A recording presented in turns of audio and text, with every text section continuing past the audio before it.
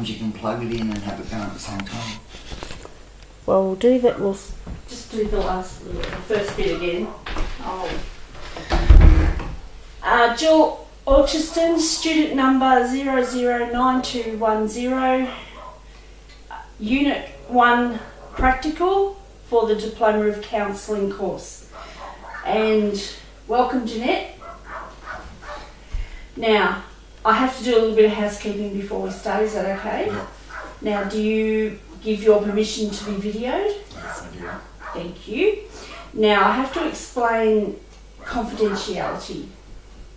We've got certain circumstances where I have to break confidentiality, and those are if I find that you're going to self-harm or harm others, child protection issues, and if I'm ordered by a court. So if you're coming to me from a court-ordered counselling session and the court subpoenas me, I have to disclose. Is that okay?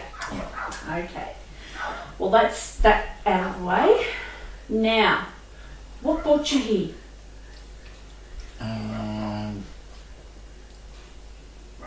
Being involved in a domestic violence scenarios. Right. How did that make you feel when it was happening? Intimidated, having no power, and not a good environment for kids to be around. So, I sense from that you were a little bit frightened. Yeah, I had no power. Nobody knew about my situations. Okay. I kept it out of the public eye. So, how did you go about your daily business with kids at school? They were too young at the first beginning. Right. To go to school. Mm-hmm. So I just trod on eggshells and danced around. As you do.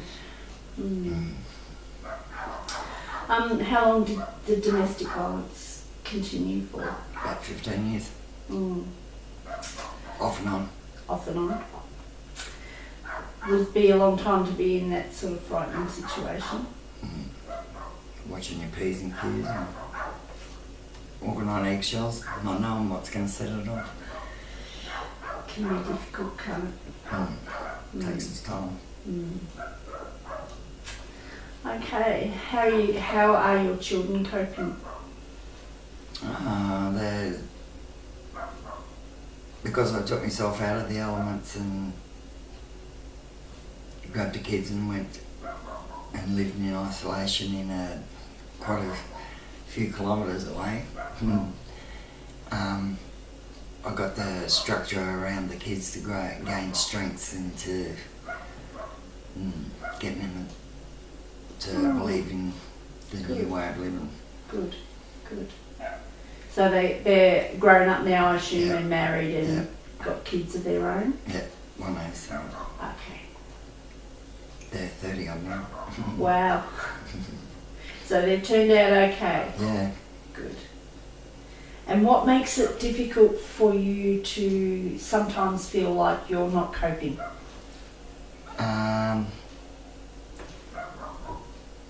I think I'm haunted by all the domestic stuff because some movies I can't even watch. It just brings back certain fears and makes you feel awkward in your own body.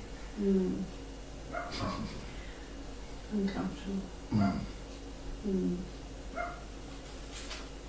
Okay. And certain environments look like they're going to turn out the same because of the elements of the people around you. If they're drinking and stuff like that, I get a bit nervy. Not knowing when they're going to click and turn on you. So how do you do your socialising and making friends? Picking and choosing where I go, so there's no of those elements around to trigger anybody's train of thought to be like that. Don't go out at night because that's usually when people get to that level of nastiness. And yeah, just keep busy all the time. So how's your support network going? I haven't really got any. Right. I don't talk to people about it because it's embarrassing to think that you'd put up with it nowadays. No, I wouldn't say embarrassing. I would say more like it's fear for you and your safety. Yeah, not knowing who's going to turn on you. So you've got a limited circle of friends that help you through. Well, they're there, they don't know everything. Because you can get categorised by past. So I don't mention it to many. Because it's not the type of conversation starter. Yeah. Nobody, unless you've been there, you can't relate to it. The power thing, the intimidation. Well, I was a victim of verbal abuse during my first marriage. So I do know and I do understand. Yeah, you got to watch your P's and Q's and hope you don't set the pace for them to turn on you and say, because words hurt more than the passions. Because they echo in your head. So how did you get yourself away from that situation? I was helped by an associate of my other half, because it was a biker's environment, and they turned on him and got me and the kids away to save me. Loyal friends. But it's supposed to be his brothers. Oops. That's often the case, though, that you find. They were my real friends who could see what was happening and knew it was out of character for me to be like that.